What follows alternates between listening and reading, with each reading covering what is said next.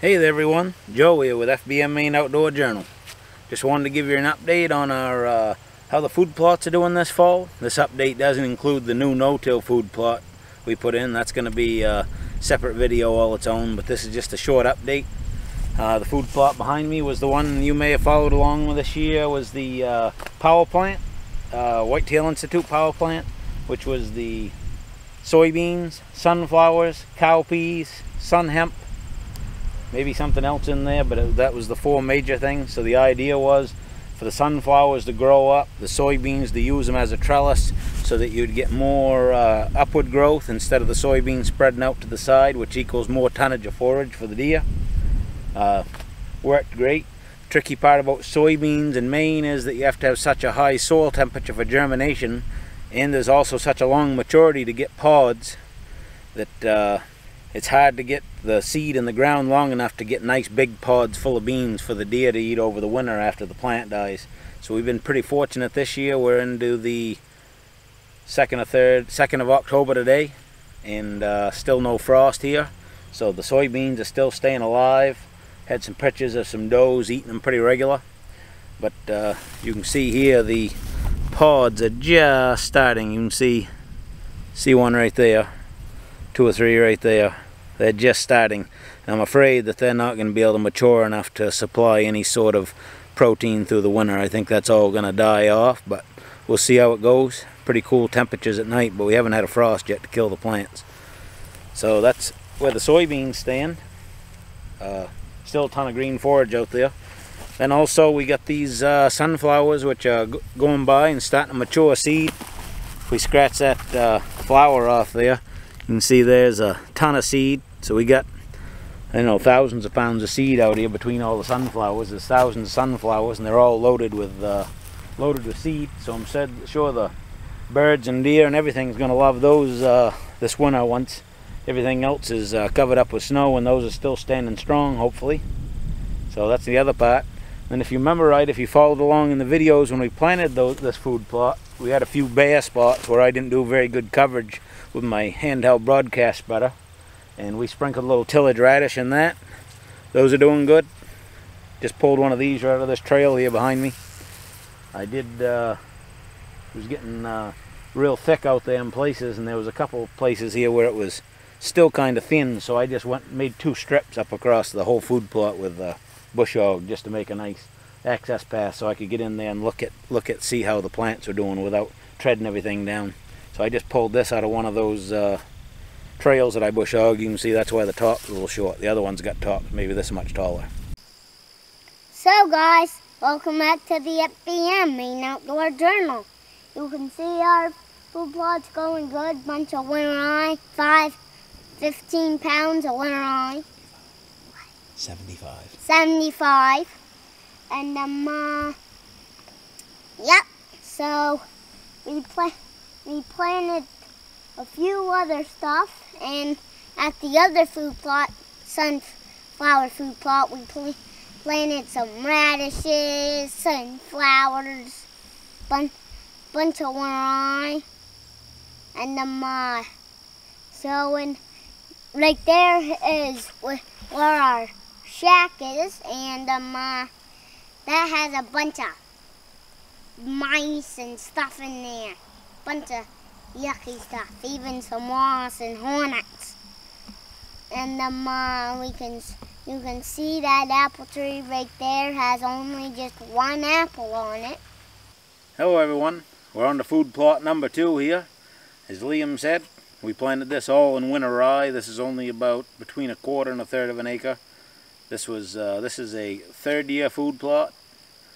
We planted it the first year with clover, which was kind of patchy off and on, and that was actually 6 years ago, I believe. And then we took a few years off, and then last year we planted this into winter rye, and we planted it again this fall into winter rye.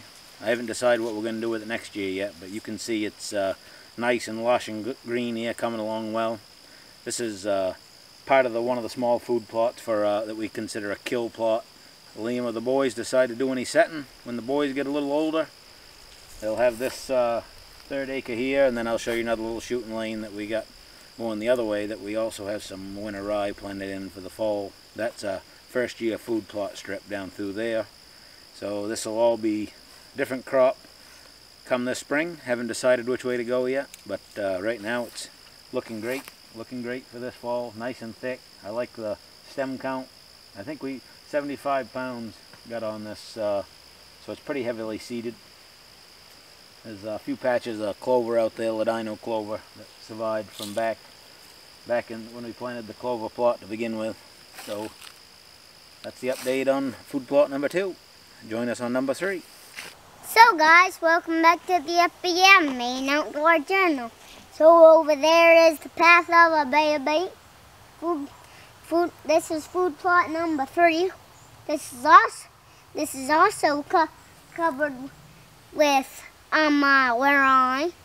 Food plot number 2 also, like I said, we have 57 pounds of one eye and 75 pounds actually.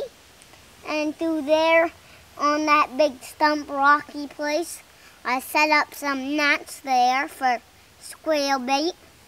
And next time, and when I came back, my nuts were gone. They took them one by one inside the tree.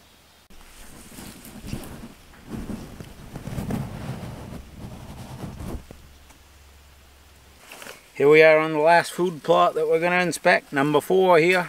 This is the one, you remember we planted first thing, well, early this spring, end of May, 1st of June I believe it was. This was the beets and greens and clover mix. We had the clover really looked like it was going to struggle in the beginning, but then it ended up really taking off there at the end, in the end there. And that ended up causing us to have a pretty low germination on the beets. But on the upside of that, we had some great germination on our radishes, great growth on those. Also the purple top turnips, they did great also. We got a ton of those around, get some good tonnage of forage there. Last year we had a lot of those tillage radish out here, and after we got 2 or 3 inches of snow, they had all those tops grazed right off, and then they were eating them radishes right down into the ground. Also the Whitetail Institute clover, that's doing great. That's just a handful I grabbed down at the other end where Liam was laying down. Real lush. Looks like at least 3 different varieties in there, so we got a little diversity among it. This was also the food plot. You saw one of my updates that we were getting this weed pretty heavy. Some right here. It's kind of dying off now, but that was really growing pretty strong. That was pretty much the biggest weed we had in this mix, other than a little bit of this mare's tail here. But other than that, I remember the 2 thickest parts of that, we run the bush hog down through here, and we cut, there was a ton of that turnip and radish here, and we cut the top right off that. But I mean, this is right in this trail now. We was kind of doing experiments, see if it would regerminate. You can see grew plenty of top right where I just bush hogged that off. You can see the stems right there where it had been bush hogged off probably about a month ago now. So everything's doing real great in this food plot. Got a lot of tonnage of food here. I don't expect them to hit this too hard until 2nd, 3rd week in November. That's what we've been seeing here the last year or 2 as far as these radish, beet, turnip type crops. They kind of mid-November they'll start grazing the top down to the bulb. Then once you get a hard freeze and the ground kind of freezes and get all those starches that are in the bulbs, they kind of turn to sugar and sweeten up, and they really like that. So once you get everything frozen up and there's not a lot else around, they'll start eating those bulbs right down into the ground. So this will be the last update for the fall until we get to the end of hunting season. I hope you've enjoyed following us along as we made these food plots this year. Well, this will be the last update on the food plots this fall until after hunting season. We'll show you, give you an update on some of the trail cam photos we got throughout November. Show you what we had coming in, what we had coming in December once we got snow. But I just don't want to overload you with constant updates of food plots. So this is probably about maximum growth we're going to get right here. So this is looks pretty good. And look forward to see how you guys make out through hunting season. And and look forward to sharing how we make out through hunting season. So until next time, have fun out there. Be safe.